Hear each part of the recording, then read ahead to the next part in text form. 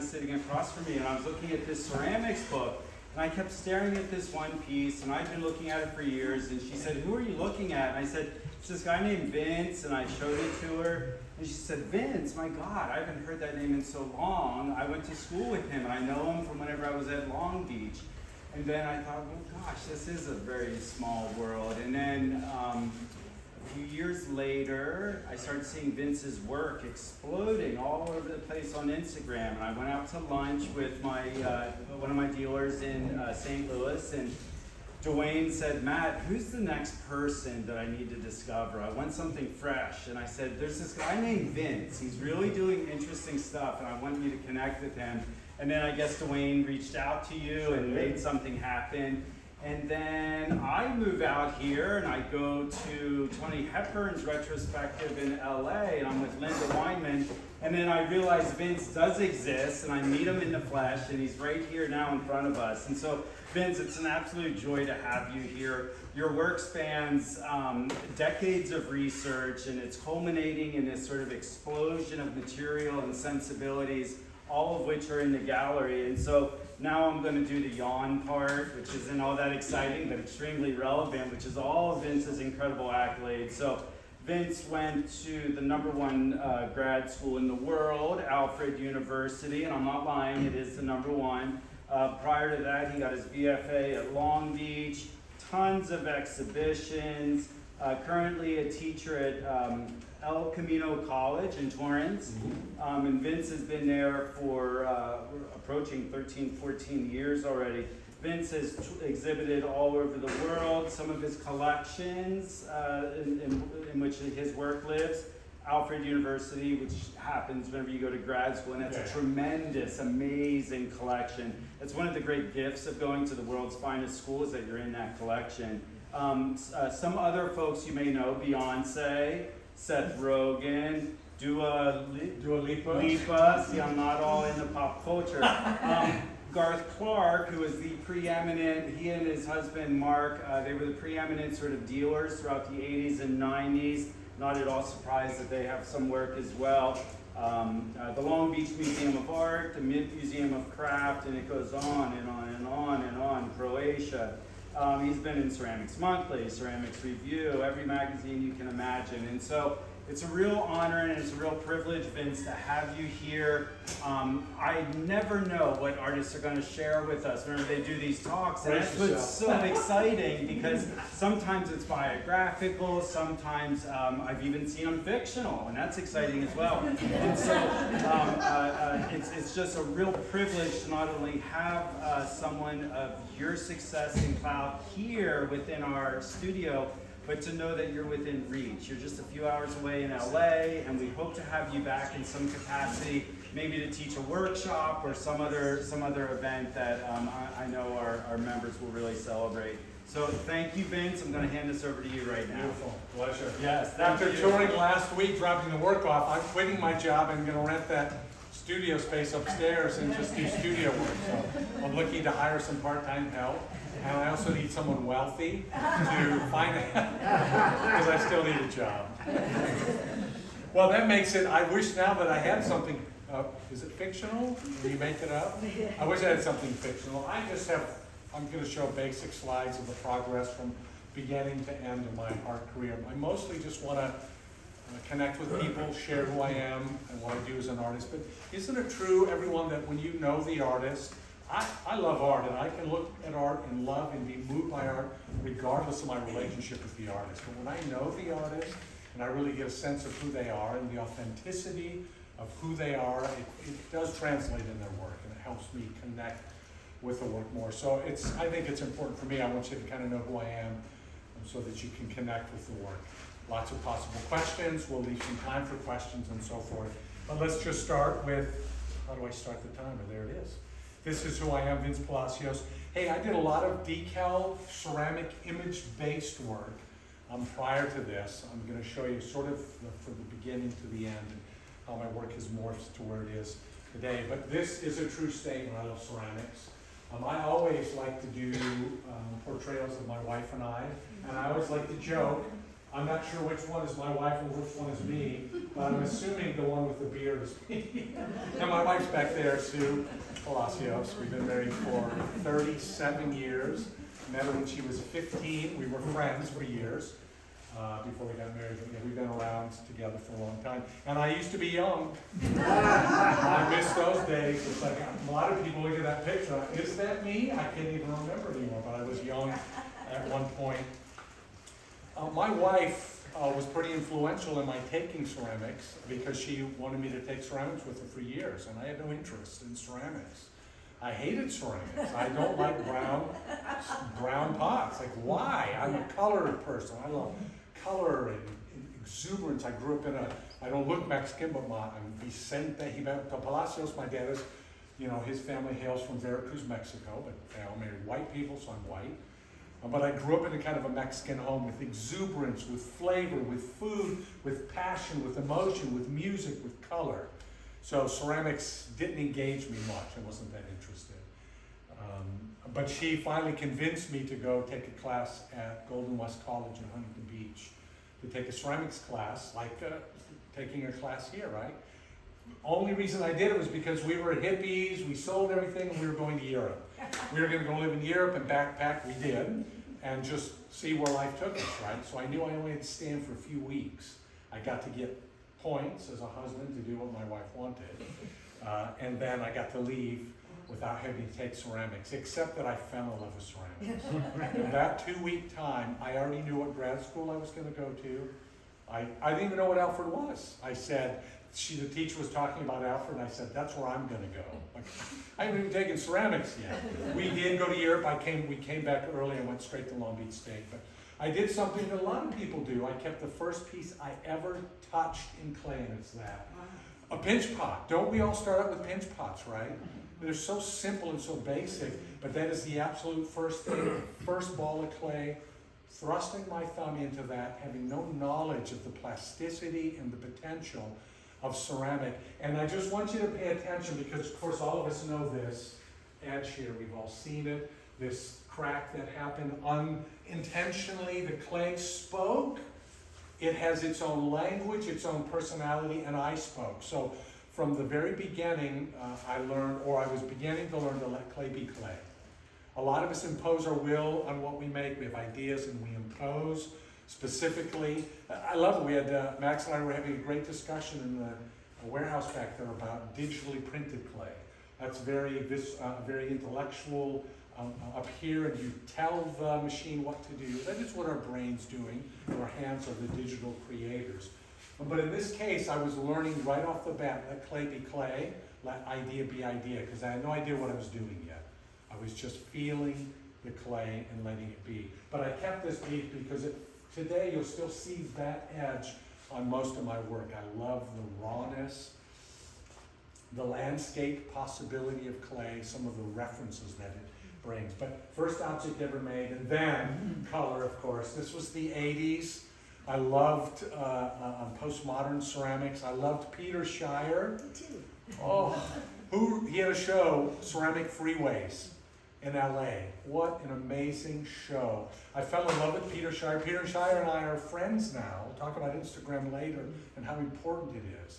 How you get to know people and they become, your idols become your friends in the smallness of the ceramic community. But he really influenced the way I thought about ceramics and artwork. So these are just some of the first objects I ever made in clay. I'm fast forwarding immediately up to Long Beach State. Good friend Fred Rose. Anyone know Frederick Rose, an amazing potter? You know Fred, of course. Yeah.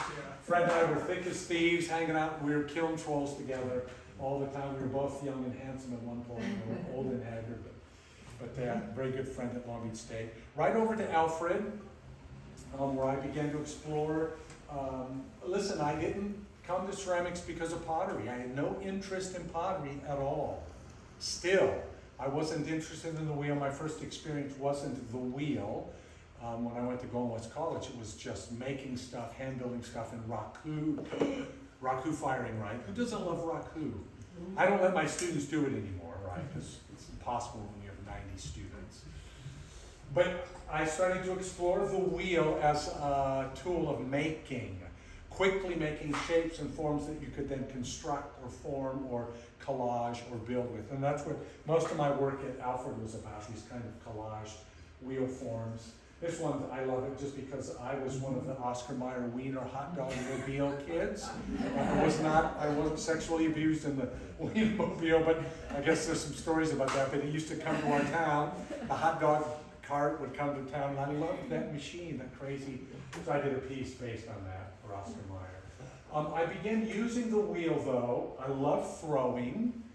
I'll get into it later. As a teacher, once I began to teach pottery, gosh, I fell in love with it. Pottery is so fabulous, and to be able to teach that skill to someone who doesn't know how to throw is a very powerful and seductive thing. So I really enjoy, I think it's my favorite part of ceramics, teaching the wheel. But I still love the wheel as a means of making things. We get hung up on the wheel as the end. I can make a perfect cylinder, or I can make a perfect round form. So we make that our goal, because perfection or understanding or utility is what most of us feel comfortable with. But I really believe and teach that that's just the beginning. That's the doorway to something more important. So skill on the wheel is important. I teach skill, but then I also like to take it somewhere different in your imagination or your emotion. So I was just making these kind of constructions out of wheel-thrown things, having a really good time. There's certain forms and shapes that are going to emerge in my work a lot.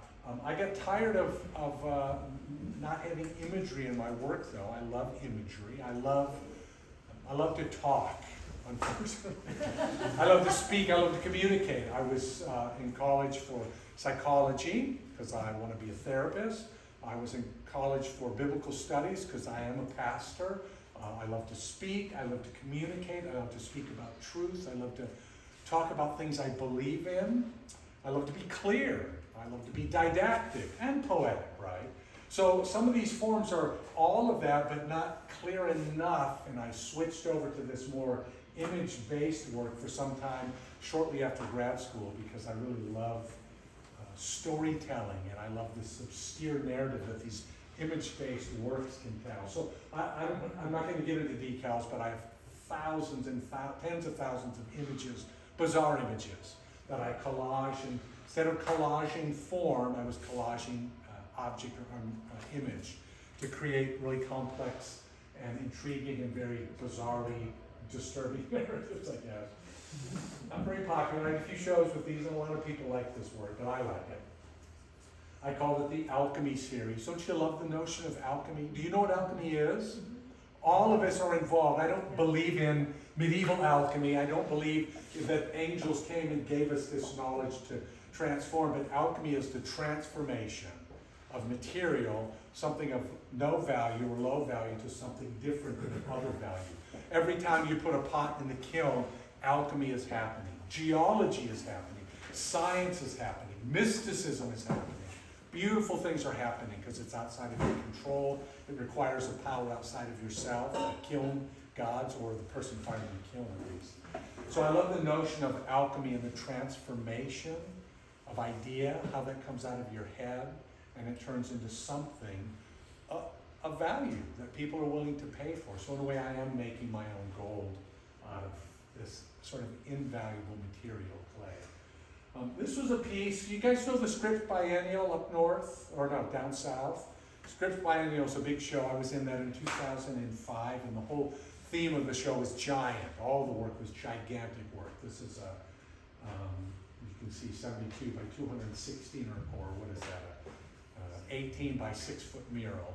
Ceramic mural tiles with ceramic decals fused onto them. So I got pressed porcelain tiles, commercially made, and then comprised this narrative, which I call the first 100 years of free movements. So it deals with a lot of things: creation, the fall of mankind, the birth of mythology. I won't get into all of it. It was a very complex mural. I love the middle panel because it's the fall of man. It has a classic Adamic sort of story of Adam and Eve. Lots of symbolism throughout that. All hours of collaging ceramic decals. Instead of collaging form, I was taking two-dimensional imagery at this time, cutting and collaging. Who's worked with decals before? Really a lot of fun. I love decals. They're transparent film. that you just slide onto a glazed way, and you can overlap and work and blend and collage amazing things. Most of us think of decals as, oh, it's a logo, you stick it on your cup, you know, world's best dad, that kind of thing. So I was actually asked to do a decal workshop, having never done decals in my life at Long Beach State. Tony Marsh, who I worked with at the time, gave me a bunch of decals and he said, do a workshop. That's how I fell in love with that. So, and I did a whole series of pieces involving ceramic decals. It's funny you talk about fictional. Anyone know who Nicholas Kahn and Richard Sousnick is? You might want to look them up, follow them on Instagram. They are sort of graphic designer artists, and they create entire universes of narrative language. They're a little bit in a more of a darker vein than I personally believe in myself, but they're unbelievable storytellers and creators of wonderful narrative ideas and stories, histories. They create photographs and images and objects from worlds that they create that don't exist. And I used to look at their work and just be moved by, I love cones and funnels and scientific shapes, and I started looking at their shapes and was just moved by some of the images. This was a whole series of life on the moon, medieval-like imagery of people living on the moon, so modern and ancient at the same time. Really beautiful narrative stories. But I love to show this image because I was invited to Italy to teach up in Cortona. There's a great program out of some university in Georgia, I forget what it's called, but they own an art school in Cortona, Italy, and so I was hired to do the ceramics for the summer. Took my whole family, and I started doing this work. I went to a tile store in Italy where you can buy roof tiles, and they have hundreds of tiles that we don't have in America. I started glazing and putting images on and having loads of fun, but I looked at this piece, and every time I look at that, I realize the clear influence that it might have, right? Okay, so listen, I try to help my students understand. It's funny, don't plagiarize, right? Except I'm teaching beginners, make what I make, do what I do, initially, right? Find your own path, make your own work, but it's so hard to know what you're being influenced by, and I'm not against or ashamed at all of cross-pollination. I love to look at other artists, I love to absorb what they're doing and interpret in my own way. I don't even know quite often if I've copied or seen before, an idea will come to me. I'll think it's fresh in that tile, and I'll go, oh, I didn't make that up. Nicholas Kahn and Richard Sousnick made that image up. Of course, I made it my own, but I see things and they stick with you. The things that stick with you are important things. Explore that. Of course, you got to make it your own. We were at the AMOCA Museum in Italy, which is a museum of alchemy and ancient science and chemistry, and it's just beautiful forms all around. It had such powerful influence in my life, and my studio started to look like the AMOCA Museum, all of these wild scientific forms. This was my earlier work that I was putting all of these sort of decaled imagery, narrative tales on. So I did that for quite a while. For Cy and for Izzy, those are my two sons. I have 4 children, as you'll see here in a minute. And they, Silas is older, and he drew that, and I made a decal out of it. And he was making fun of his brother Isaac, who drew that. So I used their work frequently. I could get them to draw things for me. Because no one can draw like a child. No one can express a fresh idea like a child. Don't we try to kind of get back to that youthful approach to making art where we're not so concerned with what people are thinking? I love those 2 drawings, and I've used them frequently in my work. That is Isaac right there. This picture and the look on his face. This is just an image of what life is for me, finding mushroom. We just stumbled upon it. He was so bewildered in wonderment when he stumbled upon these mushrooms and their size. At the time, we were living in California, and we moved to Illinois, and he'd never seen anything like it. And that's what I want to find as an artist. I always want to stumble upon new things. I want to work in such a way, move in such a way, live in such a way that I discover things that bring fascination and wonderment. And of course, my children bring that in me. Oh, look at that. They're all grown up now. Oh, 24, soon to be 24, 28, 26, right? Oh, grown. I had a wonderful life. We adopted all 4 of our children. Obviously, they look different race and so forth. But these 2 actually are full genetic siblings, a genetic sibling pair. But yeah, I took quite a hiatus with my children. To me, being a dad was the most important thing. I stopped making art. No, I didn't stop making art. I stopped making art my focus. I made my kids my focus. I was still a professor. I was teaching, but I really wanted to make room for my kids. It's an important notion, though. If you're going to make art, if you're going to be a creator, you got to feed creativity. You got to feed ideas, feed energy. If art is for art's sake, it's empty and soulless. It's an expression of who you are. It's not all that you are. It's an outlet of your creative process. That's how I approach it. And so I like to be fed and energized by lots of things. Food, visitation, going places, seeing things. Having children is an awesome way to make you want to do art again. Some more of the alchemy series. Let's get past these and get into where I started really experimenting with glaze. But all of these are ceramic decal images just cut out and tortured and changed. I mean, I'm like Frankenstein in a way, I guess. Dr. Frankenstein making these weird collages of creatures and people. I love that notion of transformation. This was a really important piece, and I mostly show it because I'm going to show a little bit of pottery, because I make pots, right? I love to make pottery, but this was an important piece because I did make this before SpongeBob. I did this before SpongeBob existed as a concept or as an idea. This is at the, what's the museum out in Pomona? AMOCA? Yeah, this is part of their collection. But this was also, I had been teaching glaze calculation. Now, I'm embarrassed to say this because the king of glaze is right over here. So I'm a caveman of glaze, but I taught glaze calculation for years at USC, at Long Beach State. I know it on a certain level, on an intuitive level. And I know material so much so that I can just put things together to get what I want. And that's what this was. No recipes. I just wanted this color. I wanted this texture. Of course, we all know, how do we get this texture? What do we add? We should know it. I know you know it. Magnesium carbonate. Hey, if you guys don't know that, well, I don't know if you can do that in the studio, but put 30% magnesium carbonate in any glaze and you're going to get it, right? It's a guaranteed texturizing effect. But all of these things were just mixed up from my memory, and I didn't even measure, which is very important because I want to be careful. You do what you need to do as an artist, but I threw my scales away years ago. I don't measure my glazes. I do, but I measure them in a new way. Who cooks in the kitchen with recipe books? Nothing wrong with that. Who throws the recipe book away and cooks from intuit, right?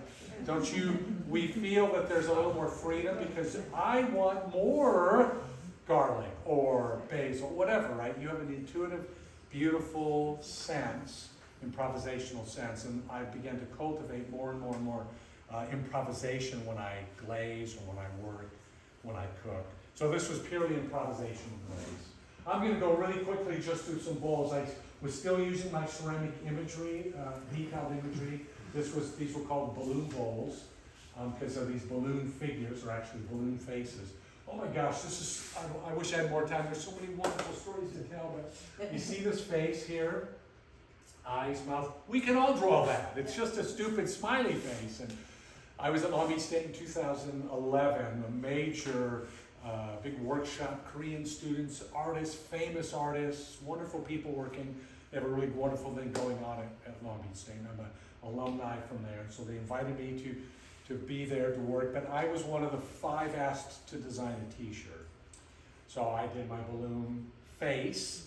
Come on, what is it about just simple drawings, but some people love it, right? Well, there's a famous blue chip gallery called LA Louvre Gallery. Who knows the LA Louvre, right? Major, right? Mm-hmm. Years prior, I sent my work to LA Louvre. I sent slides, like, what an idiot, right? You just don't do that at LA Louvre. And I got the director of the museum, of the gallery wrote me back. A very brief paragraph, so warm, so kind, but then it ended. Never, comma, never contact us again. It wasn't mean. She was saying, that's not how we work. we know what we want. We ask artists, so we don't have artists. Well, I was designing the dang t-shirt for a weekend, right? And I was in a famous Italian painter's studio, because he was gone, just to do my designs. I had hundreds of these faces painted on paper. And LA Louvre, same lady, and their crew was coming to see his work. He's a figurative painter. Tony Marsh at Long Beach State was running after, realizing that my work was in there, to warn them it was too late. They opened the door. Who knows the emperor's new clothes? It's real. Their eyes widened, and at first they were silent, and then I heard words like, brilliant, unbelievable, the reductive quality of the human essence, taking the figure to the most elemental expression of being. Those words, powerful. I'm an amazing artist. And then Tony walked in and said, oh no, these are t-shirts. Thank God he didn't say who, because if she would have found out it was me. Did they ask me to do a show at LA Louvre because of my reductive brilliance and genius? No, they didn't. Never heard from them again. So balloon bowls, let's quickly, I had a lot of fun with these, very improvisational. Guys, do you do slip decorating on your work and your bowls? Will you stop thinking about it? Yeah. Make 50 bowls and just start drawing. After the first 10 or 15, they start to get good and they get really wonderful. Then you peak, there's wonderful looseness, and then they drop again. You gotta have a lot of bowls or a lot of forms to draw on for the freedom of the hand to start moving. So I do regular pottery forms, but I love to manipulate, change, alter. Lots of beautiful, you know, this is one glaze. One glaze, H blue. If you want the recipe, I'll give it to you. It's amazing. On Shino glaze, it turns 3 different colors. Thick, medium, and thin. I really love that glaze. Eyeballs. Stenciling. Gosh, even the most basic, simple techniques I've always loved. Paper cutouts, stenciling and peeling up, you can achieve some real beautiful things. So I do everything. I teach all of this to my students. I can make a cup with a handle that really works, but I'm not really interested in that. I'm not interested in functional so much. This was the next phase of my decal work. I started to get, I love decal work. I love drawing on clay, but it's still a painting, and painting is fake. If you're a painter, you deal with illusion, right? There's no real gravity, there's no real shadow. You create shadow. Sculptors deal with reality. We deal with gravity and light in real time and in real space.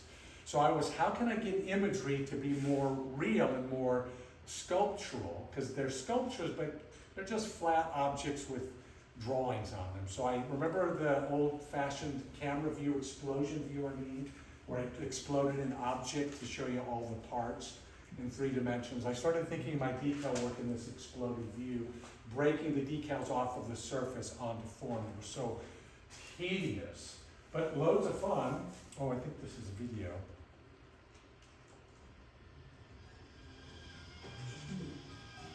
So they work as sculptures in 3 dimensions. There were some issues, paper cutouts, things to deal with. Hear that music? So I use a lot of, or I work a lot with Latin jazz. I grew up with, you know, Mexican music in the home, Afro-Cuban music, rhythmic. I'm a drummer.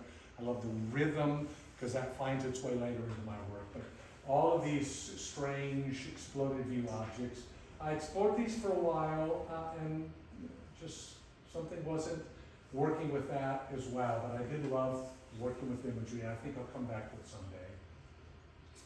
Had all kinds of series using traditional forms, bowls and cups, face forms, but making them non-utilitarian. In about 2016, I started, everyone knows the gloppy movement, the runny glaze, the goopy glaze, all that kind of stuff. I didn't invent that, but in all my years of teaching, I certainly experienced it. But because I had pottery blinders on, we all do, in ceramics, we think of pots and glaze in a traditional functional sense. Lots of really great things that happen we ignore or reject because it doesn't fit the mode or the blinders that we have on. I saw so many amazing things as a teacher in glaze that I never understood until now, because I thought of glaze as this liquid that you pour on a cup or a pot or a sculpture, but it was poured and applied and it melted like glass. I didn't think in a sculptural sense. So I started to think about sculptural work. Who knows Matt Waddell's work? Matt Waddell is an amazing, amazing artist who began to think and use glaze in a sculptural way. One of the earlier people doing that, and that really made an impression on me. So I started melting, mixing, and working with glaze, still decals, little bits of imagery on the work, but just playing with glaze. And then just pouring glaze on and thinking, why can't it look like that? It looks so beautiful before it looks beautiful fire too, but there's something magical about it at these stages. And so I started to think about how can I make glazes that do this after they're fired rather than before they were fired. I really fell in love with the gravity, the plasticity, the quality of glaze itself.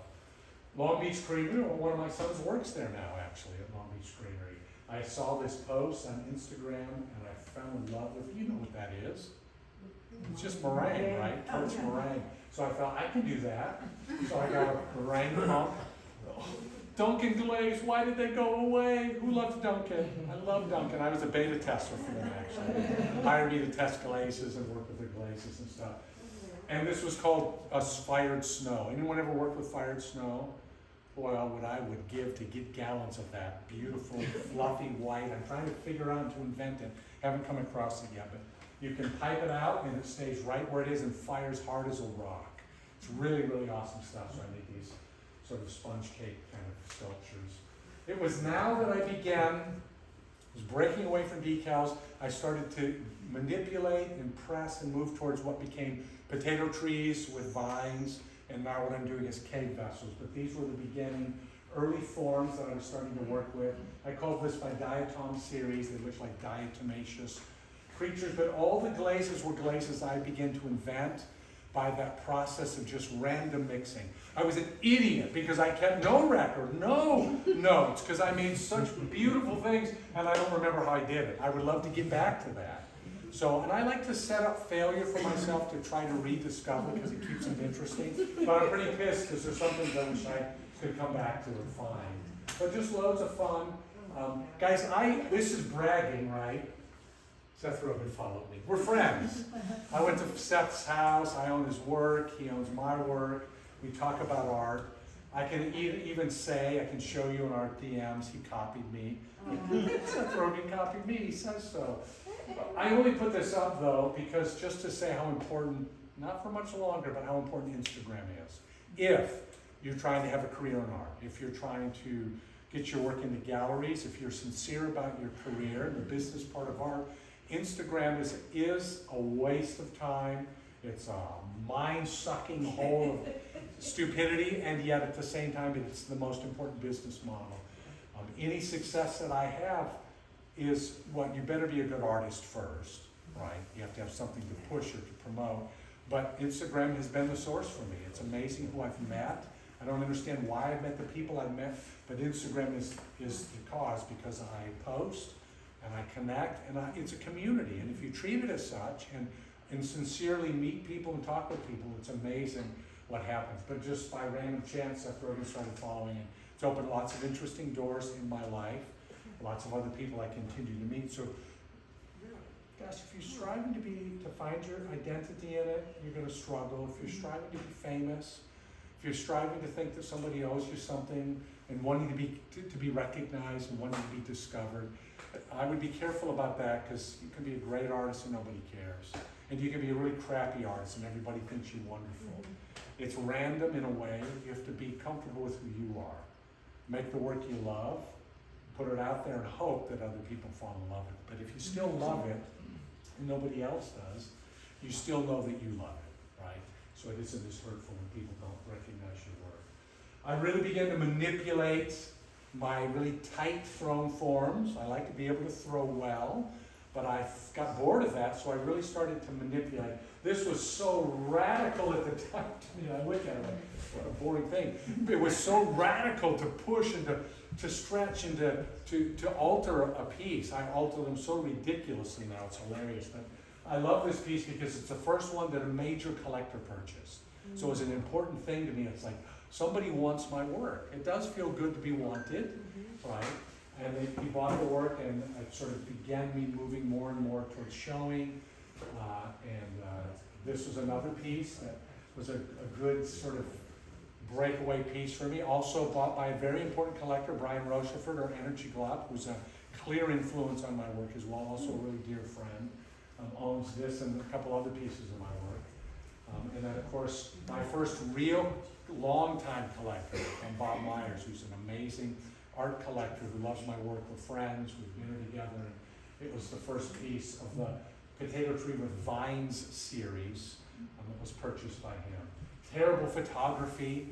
I had like a piece of a whiteboard and a whiteboard, and just, I hadn't started using a backdrop yet. I learned pretty quickly I could change my photo style. But yeah, I began to understand the manipulative quality of clay more and more and more and more. I don't need imagery any longer. I just need the energy of the material and letting it speak, but also letting my body speak. And more they became interactive. Oh, this is video too. And they started to become performances. If anyone knows me on Instagram, I do a lot of posts like this where I show lots of work moving. It's exciting because they're fully in the round and you need to see them fully in the round to understand what's going on. So I do a lot of things where I post multiple works kind of moving together. I was just sitting there all day making potatoes. I wish I could talk about it. We could spend hours talking about it. You could care less about it. But you guys know where does the potato come from? Anyone know? The ground. Oh yeah. It's not from Ireland. South of America. Peru! Yes. Come on, there are so many potatoes in Peru, it's amazing. And there's one potato in particular. It's purple and has hundreds of blobs and knobs. And when a woman is going to marry a man and she wants to prove her fidelity to this faithfulness to this man, she has to peel this potato in one peel. Kind of patriarchal, kind of cruel. But I'm telling you, if she does it, the love, the intimacy, it's a powerful thing. Potatoes are sensual, they're sexual, they're about agriculture, they're about spirituality, they're about belief, they're about so many things, about sustenance, about survival. The image of the potato historically in the world is so powerful as a metaphor and as a tool. That's why, of course, I used potato trees for so long, because of all of that energy they imply. Guys, potatoes are tubers, they're roots. And they form underground with turgor pressure or water pressure or inside pressure, inside out. All my work is about inside out pressures. You'll see in a minute, we'll talk about it. There's almost no outside touch. Most of what we do in clay, we touch on the outside, we ignore the interior. I work from the inside outward, like a potato, like a root. It became really important to me. So I started making these potato vessels. These are the potatoes I would stick on. I love to push them now so far that they collapse, right? And I salvage them. Usually I just cut their parts off like a zombie harvester, and I put them on the board. It's brutal, right? But beautiful. And this is where I finally landed around 2017 and 18. I started to make these potato trees with vine forms, or these, I call them cave vessels. But all of these forms are these beautiful, lumpy geological shapes, but very root-based, formed from the inside and in the middle, inside of these thrown large vessel forms, pushing out, pushing out, pushing out. You guys know you can stretch clay, but you can only stretch it so far before it rips or tears. So I discovered quickly that the bumps are not big enough. I want to make them bigger, so I intuitively just started jamming clay, more clay, from the inside, pressing, to bulge, because it's growing like a root, like a potato. It's growing outward from, I'm the source of the pressure and the inspiration. But it's also intimacy with the work. I'm wrestling with the work. I don't mean this crassly at all, the making love, because it's only my wife and I. But I am making love with this form. I'm intimately dancing, I'm wrestling, I'm fighting, I'm pushing to create, to dance, and to come up with a form that brings some sort of pleasure and delight to me as the artist, right? It's something that I have to enjoy. Then of course I embellish it with glass and color. So these potato trees with vines, the vines are these literal vines. A potato grows from the root, something grows. So lots of these works, earlier works, not a lot in this show, have these vines, and always Mungo Santa Maria. I'm playing because that was my dad's alive, but it's his favorite music. So I'll be listening to this rhythmic music, and I'll be pinching these vines, pinching them out to the rhythm of the music, so that they have this haptic, pinched out rhythm into the vine. You don't see it, but the energy's there. Even if you don't see it, I try to infuse it in the work. So all of these works are all representative. Hey, guys, scale is everything. Instagram is problematic. How big is the work? Is that a little planter? No, it's huge, right? So that's actually medium size. I'm really making giant works now. But so I like to photograph myself. I was joking with, were we talking about? Yeah, I should start photographing myself naked with the work, and that'll be a real thirst trap. I thought I'd get followers, but probably not. Nobody wants to see this naked. This is in the show. You can't tell the scale until you see it in person. So I like to always show the pieces in person so you can see the scale. Really wonderful collector purchased this piece. My gosh, I wish I had multiple images to show you. Who's ever been to Güell Park in Spain, right? The tile work of, what's her name? Yes. Gaudi's work, and then the other woman who did the stuff with the Pompidou, she's a famous sculptor. Yes, God, I love her work. The color in that. So this work feels like one of her pieces. When you look at it in the full round, you see kind of her color and her approach. I'm always energized by that kind of work. Another video of just the excitement of the scale, and it's insane, right? To see all of the works kind of moving together. They're not, guys, they're just really good banding wheels. Right, these beautiful, do you have any of these here? They're good banding wheels, so you spin them and they just go forever. I get them going, and I run back and I just pop my phone out and I film it while it's lots of people ask that, how do you do it? I said, no, they're great banding wheels, they just spin forever. COVID was a drag. It was just a drag. My school closed down. This school, Dave Hicks, if you don't know him, follow him on Instagram. He's an amazing artist, good friend of mine, student of mine.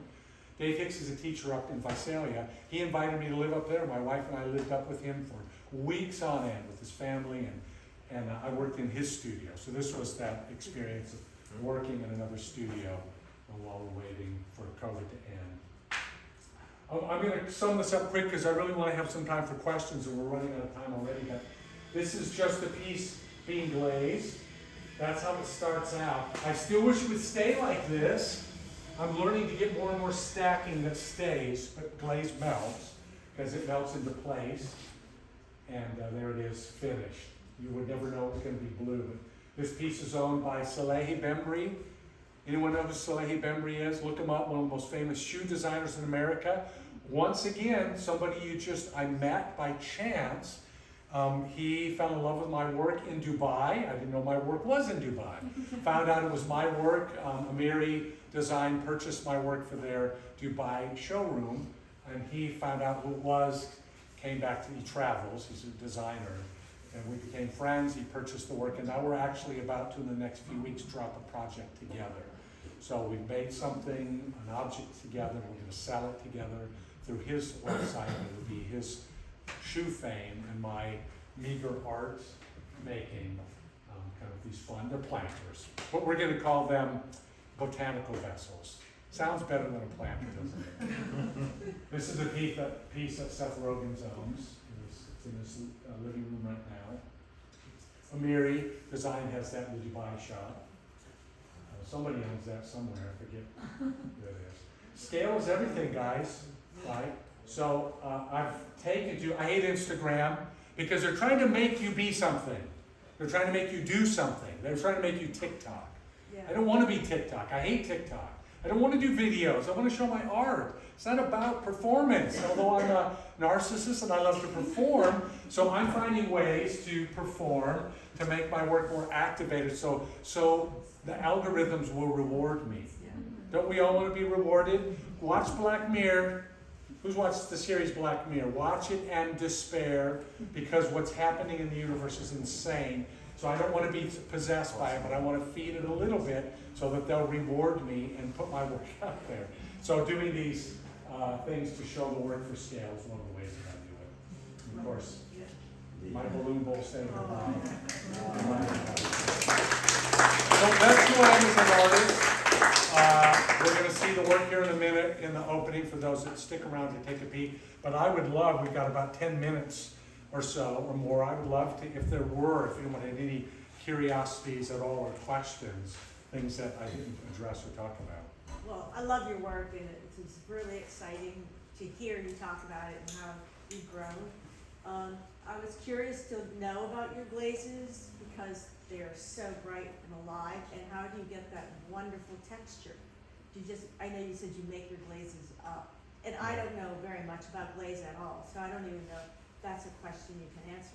Well, I can answer, but it won't make sense necessarily unless you have technical information. But there's about 32 materials in ceramics, not even that many really when you decide what temperature you're going to work at. I work mid-range, I work at cone 5. I could work lower, but I like cone 5. Oh my gosh, I like cone 5 because my clay is free and it's cone 10 clay. And I need it to be firm enough so that they're easy to ship and to keep without breaking. I teach students how to make pottery, but I make them throw away 2 bags to learn. Throw cylinders, cut, discard. Throw cylinders, cut, discard. I get the discard pile. Tons of clay. I take their energy, I take the chaos that they've created in these piles, and then I reconstitute their energy and make it into my own chaos. But it's cone 10 clay, so I've chosen cone 5. You can work cone 5, 6, 7 and still get bright color, right? But the textures are the result of a couple different things, primarily magnesium carbonate. But also underfiring, also overfiring. Also stop thinking about glaze so traditionally. So glaze is usually a bucket that we mix up. A liquid, it's at best, it's like cream, right? Or maybe like whole milk. You don't want it too thin nor too thick. My glaze is like putty.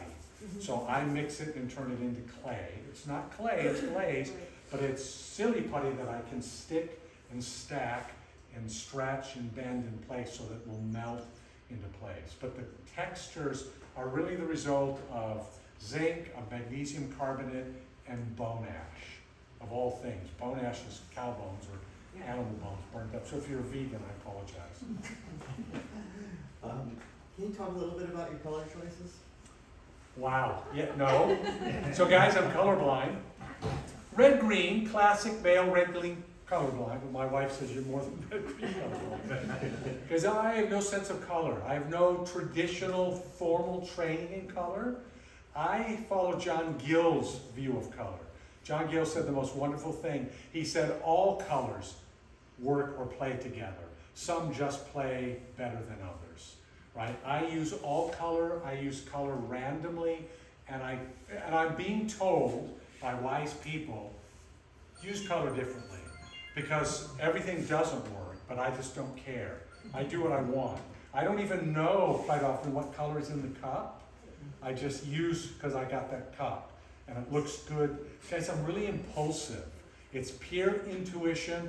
I'm not a comedian, but if I was, I would be an improvisational comedian. I'd have some sort of shtick that I would do, but I would respond to the audience and sense what's happening with us in that moment and tell jokes that fit. I love to improvise and take myself down paths that are dangerous because I have no idea where it's going to end. That's how I treat color. More and more though, because I'm selling work and people are showing great interest, it starts to create confusion because I start to be thoughtful. That's a dangerous thing. So do blue work. Do red work. My wife was noticing, there's a lot of red in there. I'm red-green colorblind. Why is there so much red in there? I don't even know it's the right kind of red. So yeah, I use color kind of randomly. But I love color. I love brightness. I love impact. I love punch. And I love excess. So I use color kind of excessively. And it can be problematic. Some people don't like that. I don't know if that answers your color question. Yes, thank you. Do you have a home studio and a studio at the university, or can you talk a little bit about your practice? Like, Yeah, it's all studio at my school, right? I tried to have a home studio, and it doesn't work because I'm at school all the time, right? I teach there. And it just makes sense because it's such an amazing facility like this. And I'm at a city college. I was at four-year schools too, but city college, the classes are only when they are. When classes are out, it's my studio. So I can use it as much as I like, and I can spread out. Summer, the whole place is mine. That's when I do the bulk of my work, winter break and summer break, because I have an open studio and kilns to just create loads and loads of work, to experiment with work and so forth. I would love to have a home studio because I want to stop teaching. I'm done. I'm getting old. It's just time to, I want to be a working artist only. But that's a pipe dream. It's hard to do that. Unless some wealthy person wants to finance me and rent that $3,000 room upstairs. So I can come here. I love this place. I fell in love with this place. My wife and I really moved down and make an art career here. Wealthy donors? Anyone? We need health I am insurance. kidding. What's that? We need health insurance. That's why we do need a lot of health issues. Any other thoughts, questions? I don't want to take away from someone else. We still have 5 minutes. I just was curious if you've ever been exposed or drawn to digital fabrication, if that might have a role in your work at some point in time. Gosh, and I love the question that no. Max and I were having a wonderful conversation. I love it.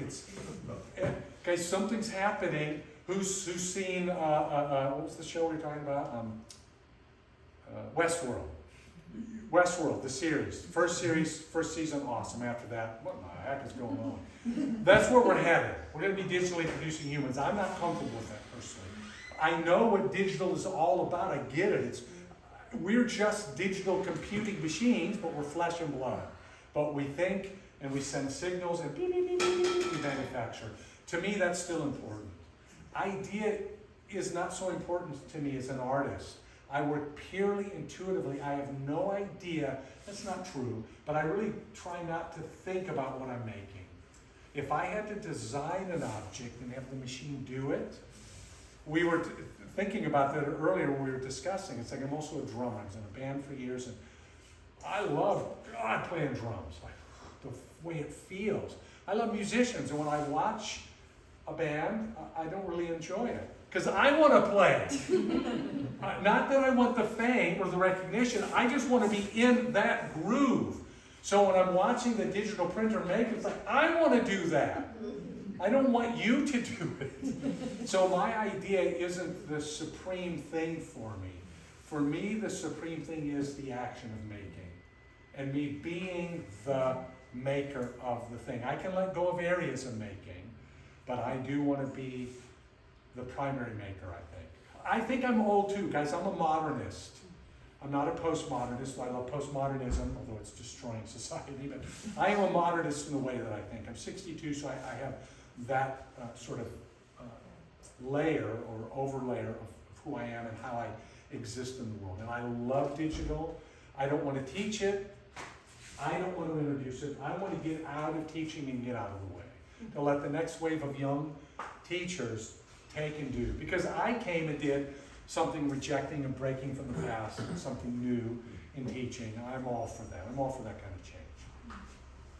What kind of clay do you use? I use my students' clay that's free. It's called Long Beach. Who uses Long Beach clay? It's just a basic coated stoneware. Kind of ugly by itself. It's beautiful. I like Long Beach. But then you fire it at cone 5. I fired the cone 5. Okay. But I coat it in cassius basaltic, which you're not allowed to call that anymore. In that black clay that turns black in oxidation. Because cassius basaltic is the second, who was talking about glaze, it's the second reason for my texture. It creates amazing gaseous effects with many glazes and causes glaze defects. Cassius basaltic. No, it's called, in aardvark clay, it's called obsidian, yes. Obsidian clay. And you coat it like a slip? I buy the obsidian bag powder, Yeah. I make it into a slip, and all my forms are brushed with cassius or obsidian Okay. bisque fired, and then multiple glaze fired. And then do they come out black then when you do that? In areas where there's no glaze, they're pure black, which I love. You see a lot of black with that. Cone 5, pure black at Cone 5, rich, glorious black color. And you did an electric kiln, right? I fired electric kiln to Cone 5. Fast firing, no atmosphere, no fuss, no tediousness. I love all of that. I do Cone 10 firings for my students and my pottery work, but all my sculptures are pretty quick Cone 5 firing and electric kilns. Vince, it's obvious why you're such a great teacher, because your enthusiasm, you're sweating it out. I can feel it. It's right in front of us. And so you've had to deal with decades worth of questions like I'm about to ask you right now. So we have a lot of makers in this room who are doing incredible work, and I can tell they're right at that precipice of developing their own unique voice. But a lot of us are still in that synthesis mode where we're synthesizing and interpreting. What advice do you have for the makers in this room to take that leap of courage into the abyss, the unknown, the uncertainty, the inexplicable that's not on Instagram? And guys, isn't that, the answer is in the question, truly. At some point, for God's sake, get in the pool. It could be cold, it could be hot, it's a cold night, the jacuzzi's there waiting for you. You gotta get in. And so each of you are different. Some of you lower yourself in slowly, but if you meter your response, slowly, you want to try to, you're wasting your time, jump in. Yeah.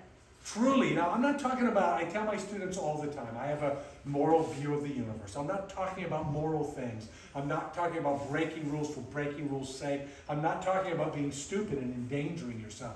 We're talking about art. We're talking about the creative process. What do you have to lose? Why are we so bound up by what other people think? No, I'm not saying I don't care. I don't even know you. Of course I care.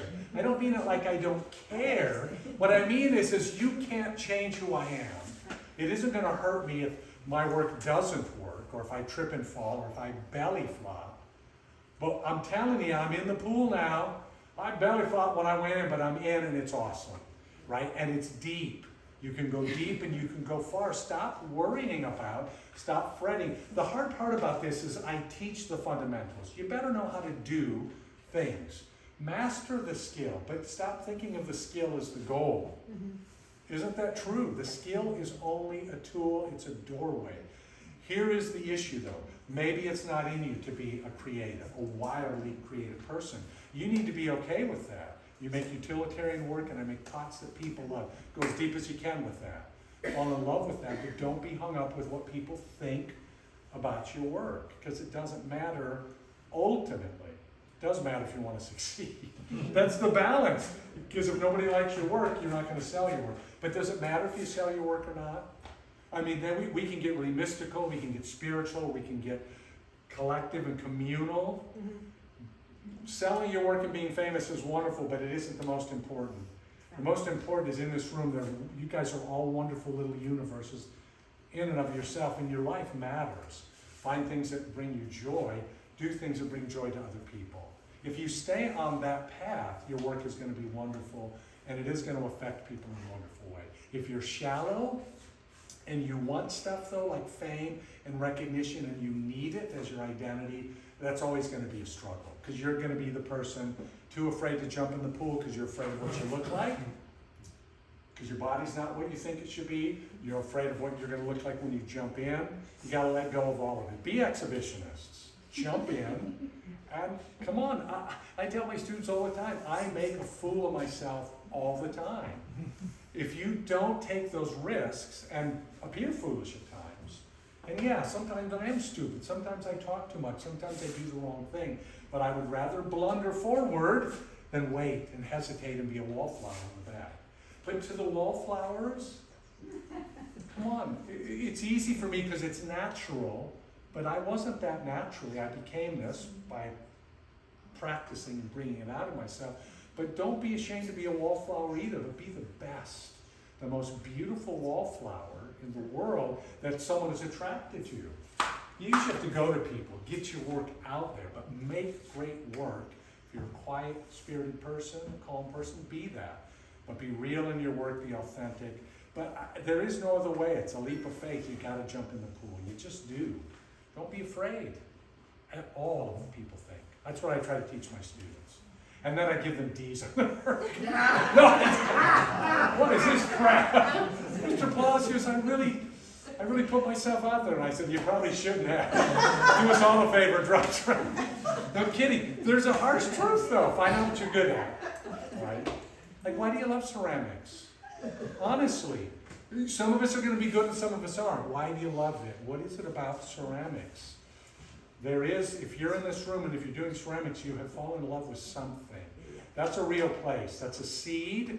You have no idea what that seed is, what that bulb is going to be, a lavender or a tulip or a daffodil. You really don't know. Guys, you're never going to know if you don't let it grow. You have to let that thing emerge and be. But I wanted it to be a tulip. Well, it's not. So deal with it and be the lavender or be the crocus, right? Whatever you're going to be. Find out who you are. But if you love ceramics, yeah, find a way to just keep enjoying that, I guess. But jump in. I love jumping in. I think we're out of time, but I love to talk. Thank you, Vince. So, Vince's show is right down the hall. We have some food, we have some snacks. Vince will be here. There's this beautiful vignette, this display, 8 feet of small little cup test tiles that are just totally seductive. They're so seductive in a way. And so pay attention to those. I mean, that is courage, those cups. They're just amazing. And so, Vince, thank you for bringing such a rich variety of work, and thank you for your rich personality and your excitement for the world. It's contagious. And if there's no further questions, I suppose we could go look at the exhibition right now. Sure. And on your way out, guys, some of these cups are right here. Feel free to not to take them. Handle them. Be careful with them, but if you want to just feel, I want extras. They're ridiculous.